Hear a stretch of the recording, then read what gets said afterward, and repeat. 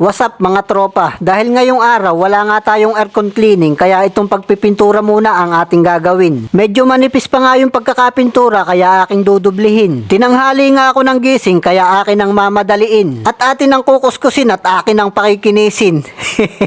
Ang pagpipintura nga dito sa ceiling nakakangawit ng balugbog, nakakangalay pati batok. Kaya magandang gawin. Yan guys, kakain muna tayo. Medyo tanghali na rin. Ito yung ating ulam mo. Sinigang na bangus. May gulay na kangkong at saka puso ng saging ba. Yan. Yan ang ating tanghalian. Ito nga pala yung ating pinipinturahan. Tapos na dito sa salas. Ayan o. Quality na o.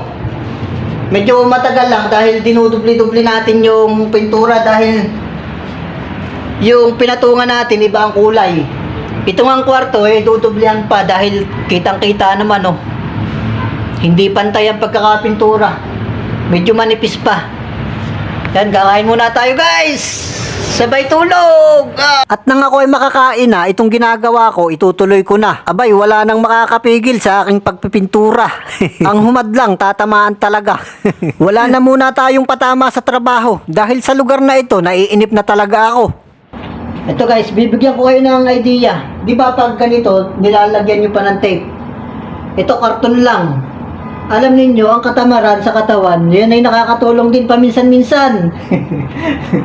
Ubos oras pa rin kasi kung lalagyan mo ng tape yung pinakahamba ng pintuan. Karton lang, pwede mo nang ipangharang. Yung hamba ng pintuan, hindi na mapipinturahan. Hopya, yon. Medyo makinis na. Medyo pahinga muna at medyo ngalay na yung aking katawan. Tsaka yung aking batok. Dinublihan ko kasi itong kesame. Ayan yung ceiling. Nakakangalay sa batok. Medyo gabi na pala.